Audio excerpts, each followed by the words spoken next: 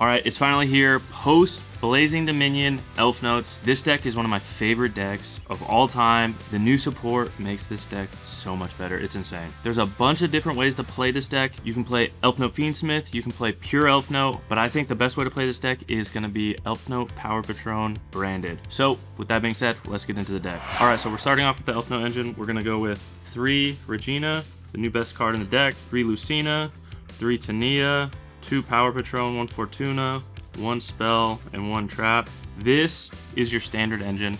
I don't think you deviate from this at all. I think this is perfect ratios. I think 2 Power Patron is a must. Obviously 1 of Fortuna, just because if you just open Fortuna, it does nothing. And then obviously 1 Trap and 1 Spell. These are just 2 mandatory cards that you need in the combo and just in the engine. And a cool thing is, with the new Pendulum monsters, you can recycle these if they get rid of them.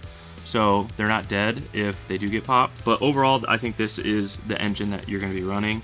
Regina is the new card. This enables turn 0 plays.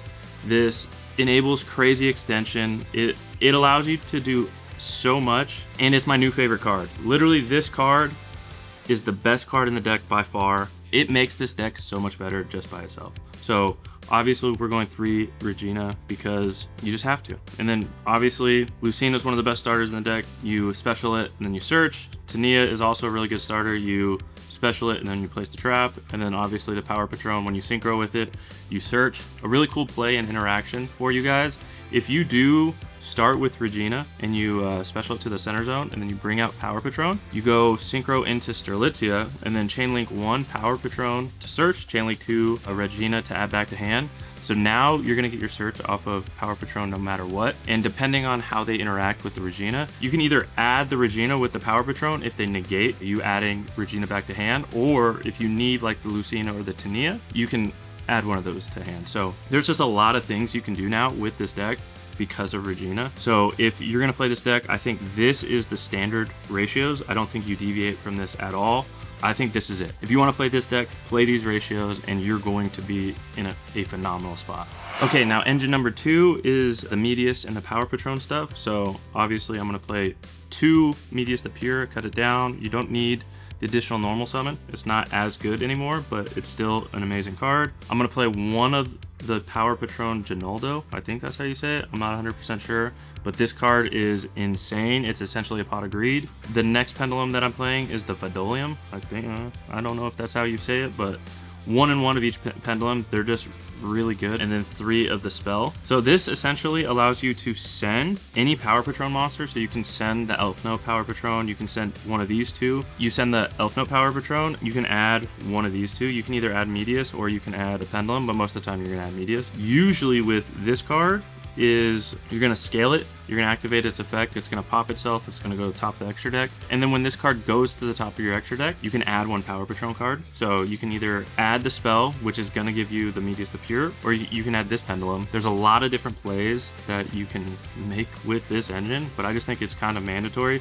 This essentially is replacing the Theorealize and is just like a better version of Theorealize, because now you don't need a monster in hand to get the Medius the Pure. So I think this is a very like small package that I think is very necessary for the deck. All right, the next part of this engine is the branded stuff. So I'm playing 1 Albaz, 1 Incredible Ecclesia, 2 Fallen of the White Dragon, and 2 the Fallen and the Virtuous. I'm not going to talk about this engine a lot. It adds a lot higher of a ceiling and a lot of interactions if you do open any of this, and it's pretty easy to go into this from the Power Patron stuff. So like an easy way to do it is like if you normal Medius, special out the Power Patron Elfnote, make that a level 4, synchro into the level 8 branded synchro Ecclesia, and then that just like gets you into that whole engine, you know? So with that being said, this is pretty much like the bare minimum and standard engine for the branded stuff. If you guys want me to make like a more in-depth video on like all the plays with the branded stuff, just let me know and I will do it. But overall, I think this is pretty much like the bare minimum. This is actually the same ratios I think Kamal played in his list that he just topped a regional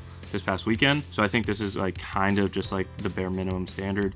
You could remove one of the Fallen of the Whites to where it's just 1/1/1 and then the 2, but I think I like it at these ratios to at least start. This is what I'll be playing at the start, and then I will just adjust as the format goes on, you know? All right, so everyone's favorite part of the deck, the non-engine. I'm gonna start with a card that's been getting a lot of hate recently, and it's the new Harmonia. I think it's really good. It adds a lot of utility to the deck. Not only is it a pop, plus a large body on board, it also sends a synchro, and typically if there's nothing on board, I'm probably gonna send the Despian Lulu Walilithith. I think that's how you say it, but I'm gonna probably send that, and then in the end phase, it's gonna special out the Incredible Ecclesia, and it just gives me a starter from there. So overall, I think it's a pretty good card. If it's not only for interruptions, it's also kind of a pseudo starter, which is kind of nice. So I really like this card in general, and I don't think it's as bad as everyone says. And then the rest of the non-engine's kind of standard. It's 3 Ash, 3 Ghost Spell, 3 Fua, and then I'm playing for the 40th card,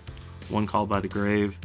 I think this is like a pretty standard non-engine. Obviously, you don't need the Harmonias. I do think it adds a lot of upside to the deck, but you can go like Ghost Spell, Effect Veiler, Imperms, anything that you kind of want. You can go Droll, like there's a lot of things that you can add in these 4 spots. These are just the 4 cards that I think are gonna best suit my playstyle. And I like the one of the Called by, plus I really like the art of it, so I like playing this card. But yeah, this is my non-engine that I'm gonna start with. It will definitely switch up, but this is just like my starting ground, and that's like where my full deck is right now. So I think that's a 40 card list, and it's pretty good. And let's get into the extra deck. All right, so this is my 15 card extra deck. I'm gonna start with obviously the one of Strelitzia. I'm going Black Rose because Black Rose and nuking the board is always nice. My next level 7 is FA Dawn Dragster. Then my one level 8 that's not the branded stuff is the Omega. If you can play Omega, you should play Omega. So my one level 8. Then I got the Golden Cloud Beast.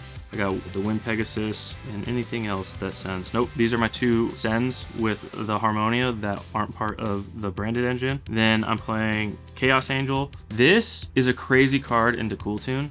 Like, they don't play an out to this. Like, nothing they have in their deck can pop this if you make a light and dark Chaos Angel. So I feel like it's kind of mandatory to play, just because, like, thinking about it, Cool Tunes is the best deck. What can they do to pop this or affect this? They don't play any traps or spells. If they can't beat over the 3,500 and like kill me for game, they're just not going to beat me, because this is going to be on the field the whole time, and I'm just not going to let them beat me. So we're either going to have a double loss or play long enough to where their resources run out, and then you just win, you know? So Chaos Angel, I think, is kind of a must. This one, I've seen a lot of people drop, the Fabled. It is a level 10. It's easy to go into. I like this over Crystal Wing, just so I don't have to use a synchro to synchro into Crystal Wing. So I like having that monster negate and like Snatch and Steal. Instead of having to use one of my synchros to go into Crystal Wing to have the monster negate, I just like going straight into this. It's just a lot easier. So that's my reasoning. The level 8 for the branded stuff, the Ecclesia, super easy to get into. It's the reason why you play the branded stuff. This is like the bridge essentially, and it's just so good. The card that I can't say the name, the Despian Lulu Walilithith,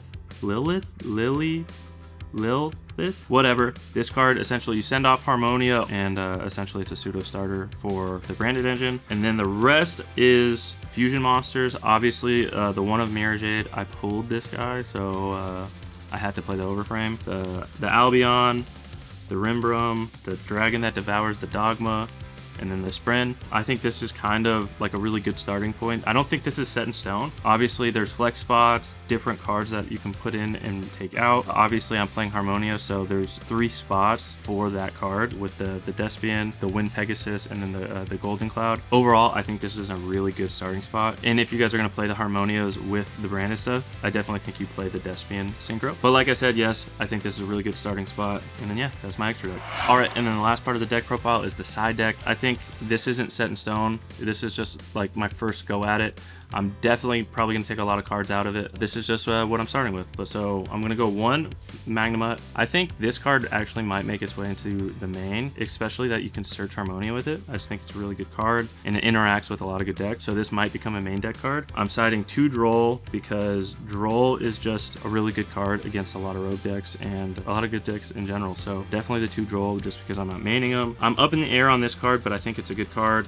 Triple Retaliating Sea. This next card is a card that I will forever play until it gets banned. is Secret Village. It's just too good. The last 6 cards are definitely up in the air. I definitely think they're good. I'm gonna play 1 Judgment, 2 Warning. Really good against Cool Tunes, so I figured why not? And then 3 Forbidden Crown. I'm up in the air on this, but it's essentially a card that is a really good interaction against Cool Tunes or any other deck, but also is a card that says you might not be able to lose, but I can't lose either. So essentially, if I have no other plays and they try to out one of my monsters and it's the last thing I do, I can just go Forbidden Crown and I'm good for at least 1 more turn. So that's kind of my like mindset with this card. I think these are gonna stay in. I'm not 100% sure, but I think they're gonna stay in. I don't think the Solemn package might stay in. And then I don't think Retaliating Sea is gonna stay in, but it might. And then obviously I said this might go to the main deck. So it's all up in the air. I'm really kind of just testing it out. There's a lot of going first cards that you would side in, and then just a handful of hand traps. So I really don't know what I'm thinking of putting in here. More hand traps, but we'll see. We'll see how the format goes. These are just the cards that I'm like, you know what, I really want to try and fit them in. So I decided, you know what, let's just fit them all in and then see where we can adjust in the future. So this is my side deck for the moment. All right, and that was the deck profile. I am pretty stoked on this list, and I'm just excited to see where things go. I'm really excited to learn the deck physically and in person. I'm excited to see what is capable in the TCG. Obviously in Master Duel, I know it's solid, but it's definitely not the best deck. I'm just excited to learn this deck, and I'm excited to share what I learned about this deck with you guys and have the conversations that I have been having with people like Ryan or Tyler or my friend Alex about how things go with the deck. So if you guys have any comments or want to share your thoughts on how you're going to play the deck, just comment them down below, DM me, let me know, because I'm always down to have the conversations, because this is my favorite deck right now and I'm really excited to just like learn and play it. I'm definitely going to be making combo videos. I'm going to be making updated profiles all the time as soon as I change things in and out. As I'm learning, I'll be making videos about comments that you guys share and like things that I may not know that I think all of you guys should know as well when I do learn them. So yeah, I'm really excited to get back into the swing of just like consistent content and just Elfnotes. I think even though this deck isn't tier 1, I think this deck can compete and definitely win at the highest level. It just really comes down to knowing all the interactions and really taking our time and learning the deck. I'm ranting now. I hope you guys enjoyed that deck profile. Let me know specific videos you guys want me to make and I will make them. I hope you guys had a good day. I hope you guys have a good rest of your week, and I will see you in the next video. Peace.